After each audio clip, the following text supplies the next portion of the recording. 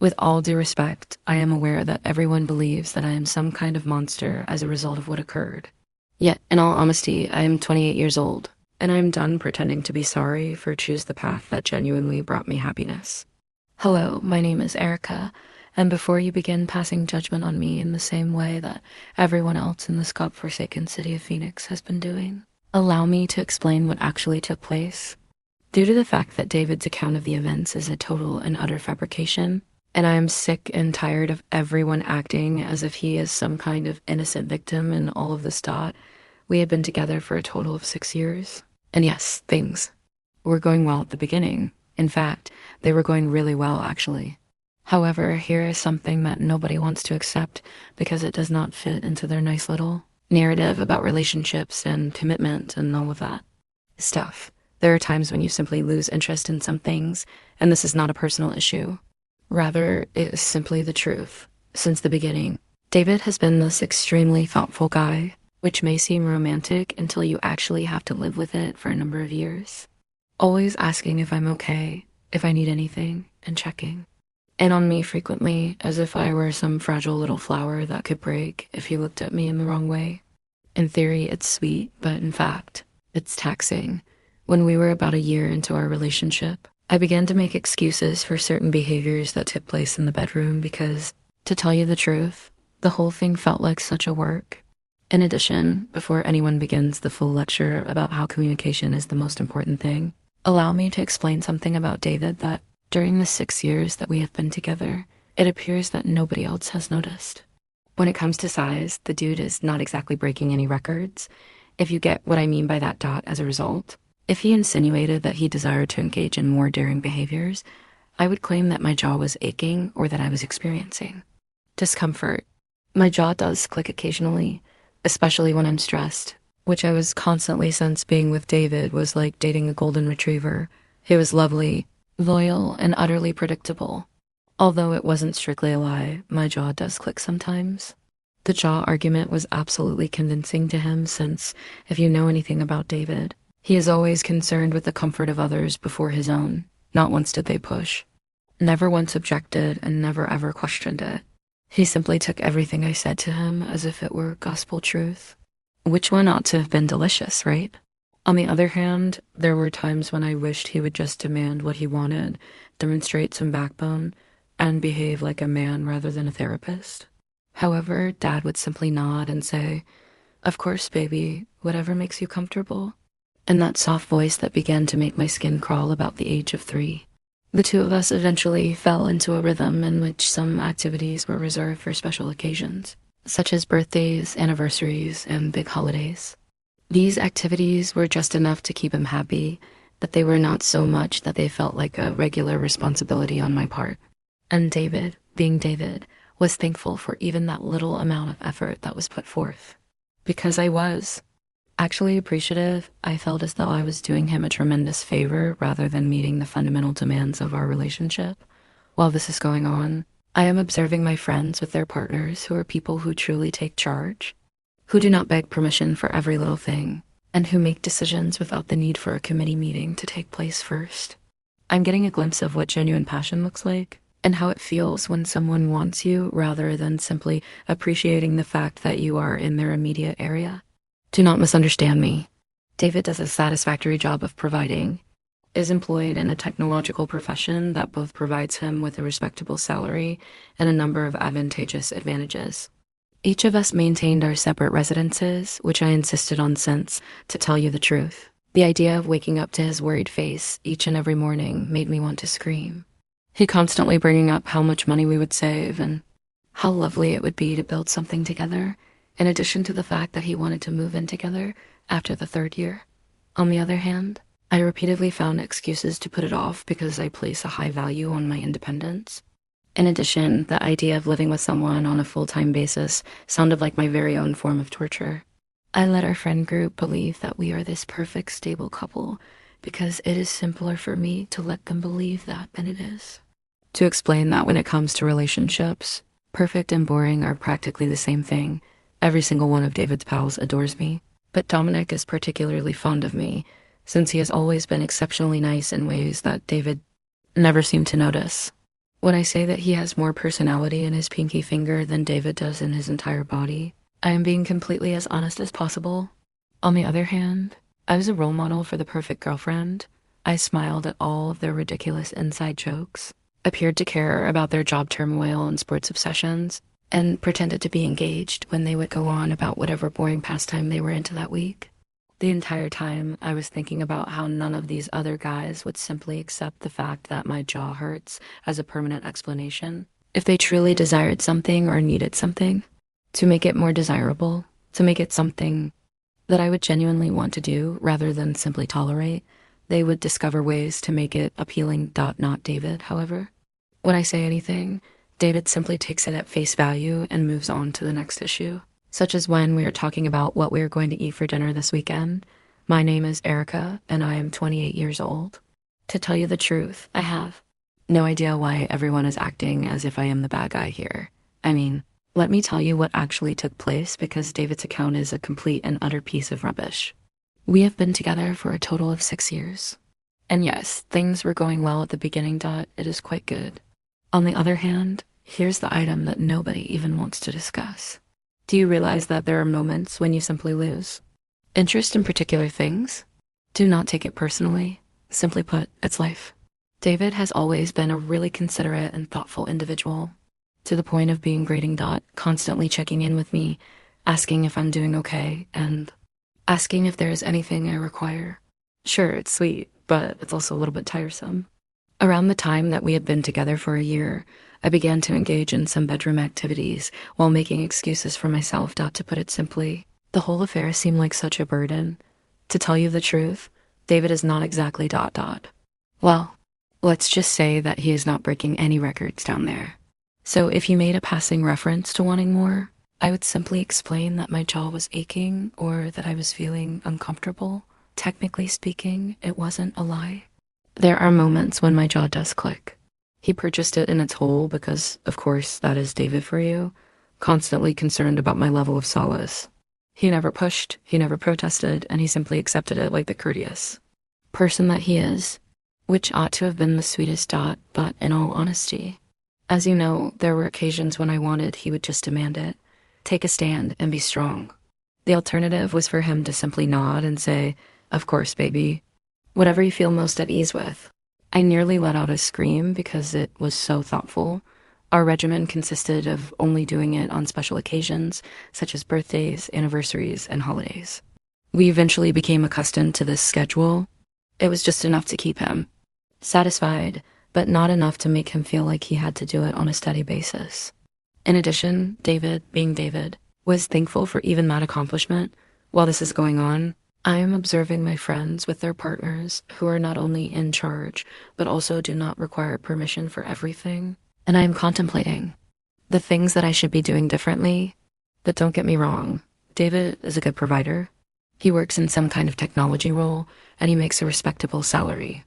My insistence that we each have our own space stems from the fact that I require my own personal space.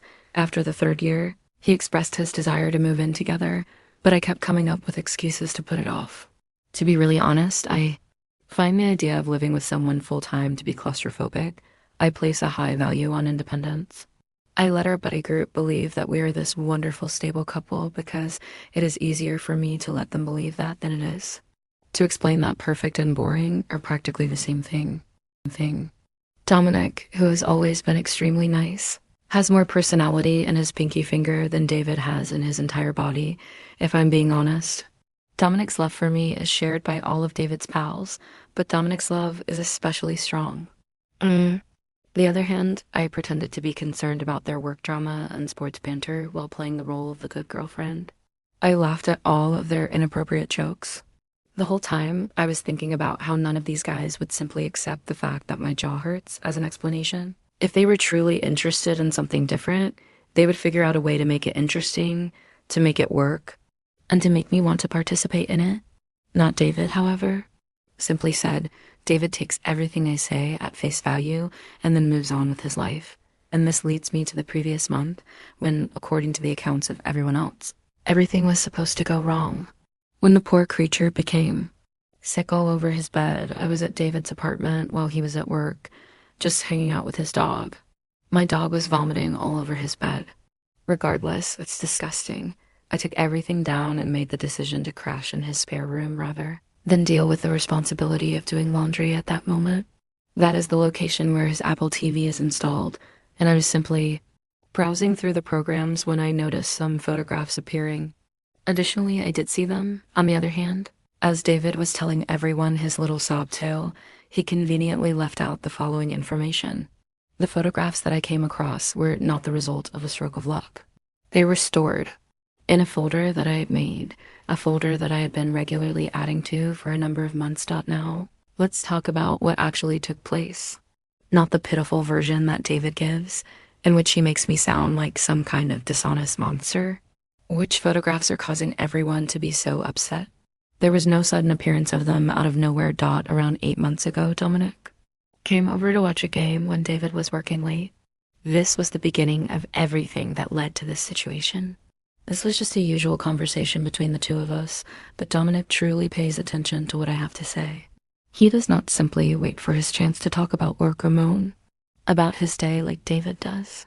Rather, he listens attentively and attentively listens. Dominic continues to ask follow-up questions, recalls information that I have previously shared with him, and maintains direct eye contact. According to appearances, revolutionary idea. We began communicating via text following that night. At first, there was nothing out of the ordinary. Just some humorous memes, complaints about work, and stuff about friends. On the other hand, it gradually got more personal. I would ask him how I was truly doing, not just how I was doing on the surface, and how your day was going. I get thrown out by David when I was feeling overwhelmed, when I appeared to be off, and when I needed someone to genuinely pay attention to me. Dominic was able to recognize these moments. To be honest, when I realized he was going to be around, I probably started making a little bit more of an effort to change the way I appeared, hold me accountable for my desire to feel attractive. To tell you the truth, Dominic never gave me the impression that I was asking for too much out of him. Dominic didn't give me a sermon about being appreciative when I complained about David being dull or predictable. Rather, he simply listened to me and understood what I was struggling with. He understood that there are instances when you require more than merely regular and pleasant. Just having someone who is thankful that you are alive is not enough. There are moments when you require someone who genuinely wants you. There was a physical event that took place for the first time approximately 6 months ago. Dominic came over to check on me because David had asked him to do so while he was away from town for work. David was out of town. During our conversation, we were drinking wine and chatting about everything, including our hopes, our frustrations, and topics that David would never want to talk about since he believes that everything is acceptable as it is. Things started to happen one after the other, and to tell you the truth, it was an amazing experience to be with someone who genuinely took command, who was aware of what he desired and who was not scared to ask for it. I was looking for someone who would make me feel desired rather than just appreciated. And here's the kicker. When I was with Dominic, I never once considered the possibility that my jaw may hurt. What a funny way that works, isn't it? Now, all of a sudden, I find myself becoming excited about topics that I had been avoiding with David for years, because everything shifts when someone truly makes you feel loved, when they are not simply going through the motions of a relationship checklist, and when they are not just acting like they are in a relationship. Following that, we began getting together on a regular basis. You can find me at my place, and he can be found at his, because I am not absolutely callous. I will never be at David's. To answer your question, yes, we did take photographs and movies since. In contrast to David, I was truly interested in preserving these experiences. I wanted evidence that I could feel this intense emotion for another person, that I wasn't only broken or disinterested in intimacy, as David was leading me to believe. There were no prizes or filthy jokes included in the photographs. They demonstrated that I am still a woman who is capable of experiencing excitement about another person. In addition, the folder that was found on David's Apple TV was not a coincidence. It's possible that I secretly wished for him to locate them.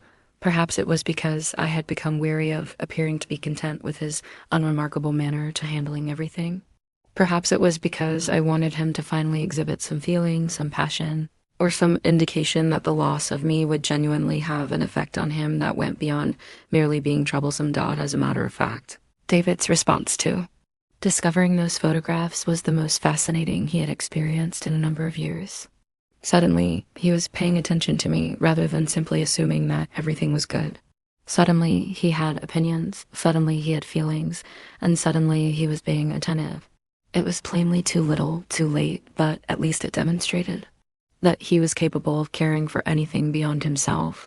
On that particular day, when David returned home and discovered me in the spare room, I was instantly aware that something was significantly wrong. There was a peculiar expression on his face, as if someone had informed him that his favorite restaurant was going to close down tomorrow. I am not overly furious or saddened. Rather, I am merely perplexed and mildly inconvenienced. David in his prime, using the cautious tone that he employs whenever he believes that I could be upset about something, he inquired as to whether or not we might chat. Instead of being straightforward with me, people are always walking on eggshells around me. Obviously, I was aware that he had seen the photographs. In all honesty, there is no other reason why he would want to have a serious chat at 6 o'clock on a Tuesday that is completely at random. Because I was curious about how he would respond to the situation, I waited for him to bring it up. The question is, would he finally show some spine? Feeling angry? Make a demand for answers? No way. Is it possible for you to describe what I saw on the Apple TV? He begs in the most pitiful voice imaginable as he takes a seat on the edge of the bed, in the sense that I'm going to give him a presentation about it. A request for clarity is being made, and it is not to ask what the hell this is or how you could possibly do anything like this to me. Even considering the fact that he caught me cheating, he is still respectful of my sentiments. Almost laughed out loud when he asked me about it. I confirmed that those were photographs of Dominic, and that we had been seeing each other for a number of months. I reasoned that being honest was the least I could do at that time, and that perhaps it would finally elicit some kind of genuine response from him. On the other hand, David did not show any signs of anger, hurt, or any other natural emotion. Rather, he simply sat there and nodded as if I were explaining why I chose a different grocery shop. Next, he posed the question that brought to my attention the fact that he is utterly devoid of any knowledge whatsoever. Do you think it's because I'm not competent enough at that level of skill? The question is not why you cheated, but rather how long has this been going on? Whether it was a problem with performance or not, he was curious. I was starting to feel sorry for him. Not quite. I clarified that the issue was not related to your technique. It was about feeling wanted as opposed to feeling like someone is fulfilling a relationship obligation. It was about having a sense of eagerness. I shared with him that when I was with Dominic, I never once considered the possibility that my jaw may hurt since I would have preferred to be doing those things. It appeared that this made him even more perplexed. He never knew that I wanted greater enthusiasm, and he kept asking me why I never informed him where I went wrong in my communication skills. For a period of 6 years, I allowed him to believe that everything was fine.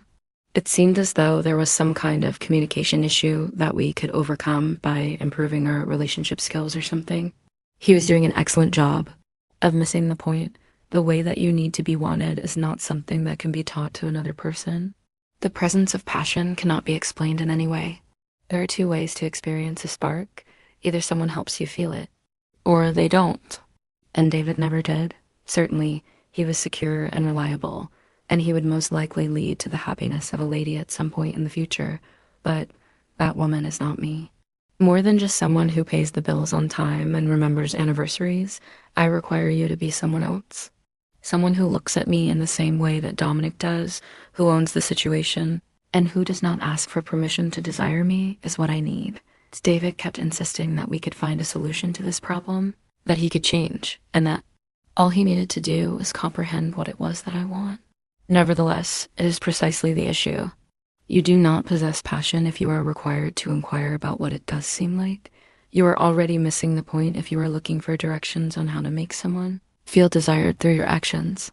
For more than an hour, the talk continued in a circular fashion, him inquiring about what he could have done differently, in an effort to emphasize that this was not about doing things differently, but rather about being fundamentally different. I was trying to explain Counseling, working on our connection, and even purchasing some ludicrous books about how to spice up relationships were some of the suggestions that he made.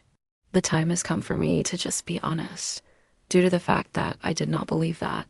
We were broken, I did not want to fix us. Just like that, we were not meant to be together. The most upsetting aspect of this whole scenario is not even David's response to the circumstance, Dot. It is the manner in which everyone else is treating me as if I were some kind of inhuman being. Half of our friend group was aware of the entire situation within a week of our breakup, no matter how it happened. Not only that, but they only heard David's version of the story, which makes him sound like a poor, devoted boyfriend who was taken by surprise by his nasty girlfriend. Don't be so hard on me. The first thing that happens is that my best friend Jenna phones me to ask how I could have done something so horrible to such a good man. She is crying, and she is crying. For example, David and I were married with children rather than just dating at the time. The phrase, "he would have done anything for you," was repeated over and over again by her. You also discarded something that was genuine. To what end? To what extent?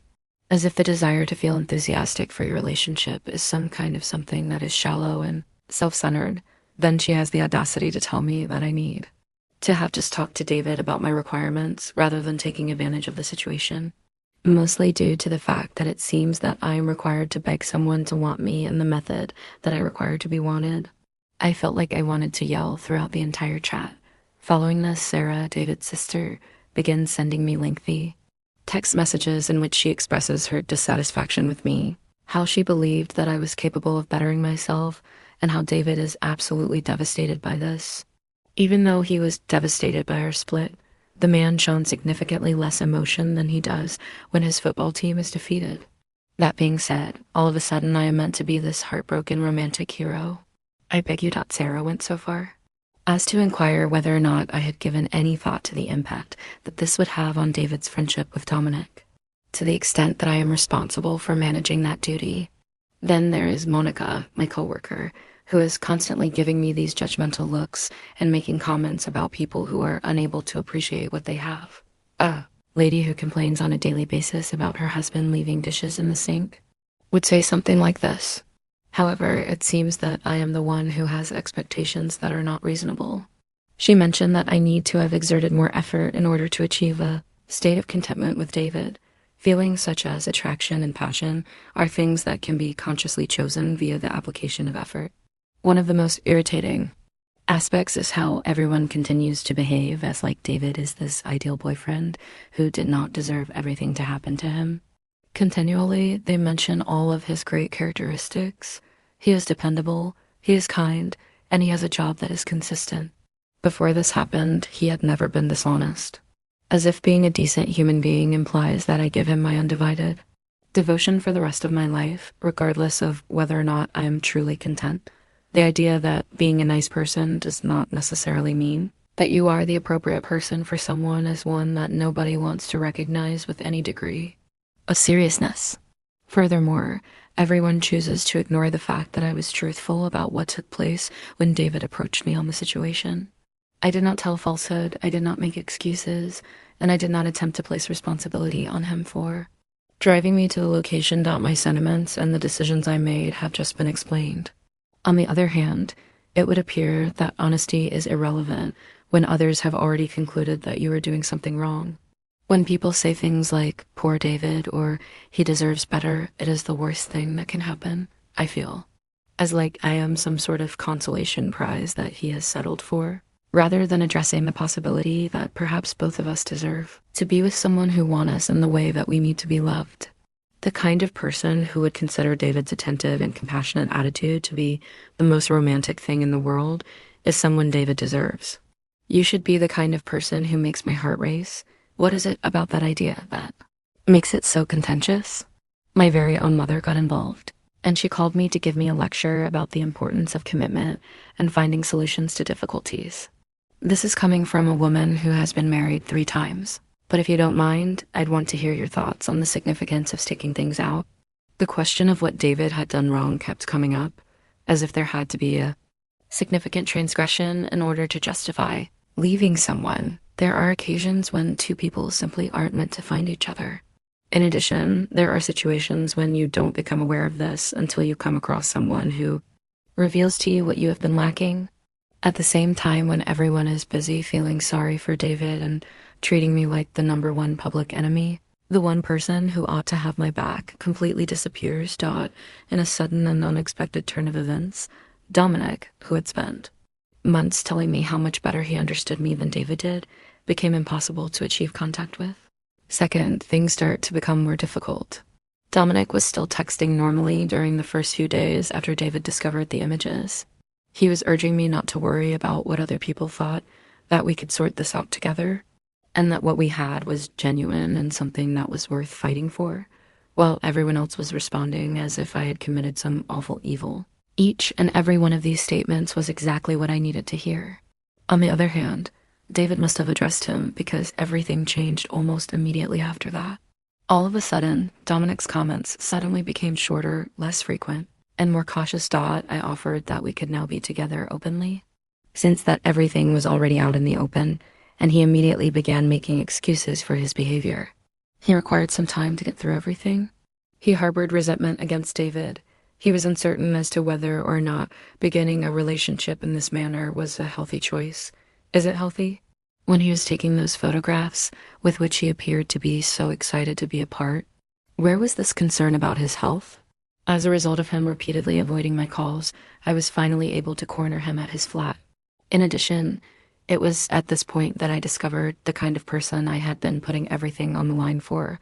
According to Dominic, our connection was never anything that he considered to be serious. According to him, it was nothing more than a fun and physical activity, and he had no intention of causing anyone any harm.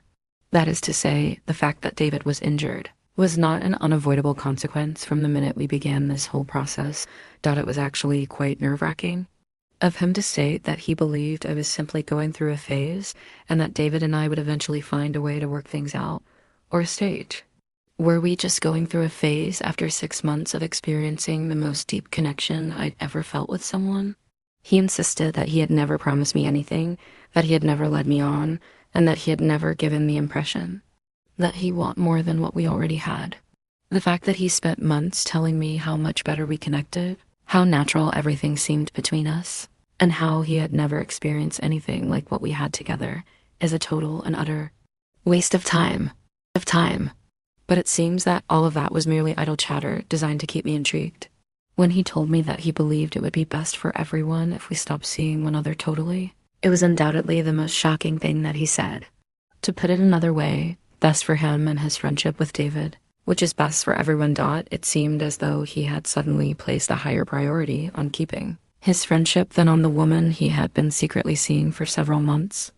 In point of fact, he recommended that I may want to think about getting back together with David. There is a possibility that this entire circumstance could help us improve our communication and find solutions to our issues. I was having a hard time believing what I was hearing. This man had witnessed me being more open and passionate than I had been in years, and now he was effectively encouraging me to return to the person who had made me feel like I was going to die on the inside, because it would be more convenient for him. I brought to his attention the fact that he was essentially abandoning me at a time when I required assistance the most, and he became defensive and began talking about taking responsibility for the decisions that we made when you are not the consummate person that everyone is belittling and treating like a pariah. It is much simpler to approach the topic of responsibility. The repercussions of his actions included having an embarrassing chat with his friend and possibly finding a new weight training partner. For me, it was losing my entire social network and being portrayed as the woman who ruined a relationship that had lasted for 6 years on the basis of pointless sexual activity. The very last thing that he said to me was that he wished for me to get some knowledge from this experience, and that I would discover a way to be content with someone who could provide me with what I truly required. It was as if he were some kind of wise mentor, rather than the coward who had contributed to the creation of this problem and then fled when things became tough. After a period of 3 months, I have, for some reason, become the cautionary tale that everyone enjoys hearing about. The woman who had everything and then completely discarded it for no reason at all. On the other hand, David has become something of a folk hero among the people in our social circle. All of a sudden, everyone recalls what a wonderful catch he was, how loyal he was, and how any lady would be fortunate to have him as her partner. Too. Tell you the truth, it is truly revolting to see how fast individuals rewrite history when it fits their narrative. On the other hand, this is what really irritates me. As a result of our time together, David is flourishing in ways that he never did before. He started going to therapy, becoming a member of a hiking organization, and was promoted at his place of employment. People continue to post pictures of him appearing content and self-assured, as if the fact that he no longer has me was the best thing that could have ever happened to him. During this time, I am the one who is meant to be having the finest life of my life, yet for some reason, I am unhappy more than I have ever been before. To put it simply, the dating environment is a living nightmare. Guys either don't want anything serious because they think I'm only looking for fun, or they are afraid since they know I left a long-term relationship. Both of these reasons describe my behavior. Every time I go out on dates, I find that I am constantly comparing everyone to David and Dominic, which is an extremely exhausting experience. Nobody possesses the consistency and gentleness that David possesses, yet nobody possesses Dominic's intensity either. Currently, I am unable to find any combination that is not only impossible, but also most likely does not exist. Due to the fact that Monica and a few other coworkers obviously like having something to gossip about, the work environment has become intolerable. When I hear them whispering to each other and glancing at me, I know that they are talking about the circumstance I am in. Monica had the audacity to tell me about a person she knows who would be ideal for me. She said that he would bring me happiness. It would appear that he has recently gone through a divorce and is aware of the fact that partnerships often involve complexities, such as I need her pity set up with some other person's leftovers. Jenna and I never managed to get back together as friends. She continues to communicate with me, but there is a strange physical gap between us now, as if she is waiting for me to have a profound epiphany about what I have lost. She is always sending me screenshots of David's social media posts, which include photographs of him going on hikes or having dinner with friends. These pictures are always accompanied by a statement such to, "I'm glad he's doing well," or "he looks really good." Due to the fact that I was unable to tolerate the persistent reminders, I was finally forced to block her. To run into David while you're out and about in town is the very worst part. There was nothing that could have prepared me for the fact that I ran into him in the coffee shop the previous weekend. Phoenix is not that huge, so it was unavoidable. The woman he was with was not one that I was familiar with. In addition to being blonde and having an outdoory appearance, this is the kind of person who most likely finds David's thoughtful character to be really romantic.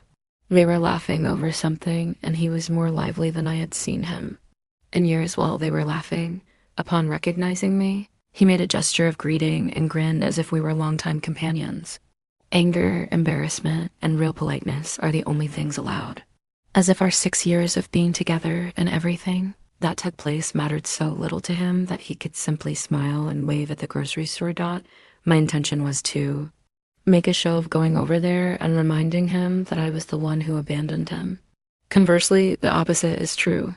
The decision that he was not sufficient was made by myself. The question is, why does he appear to be so content when I am having a hard time determining what it is that I really want? My friends and family are often encouraging me that I will develop as a person as a result of this experience, that I will learn from it, and that everything occurs for a purpose.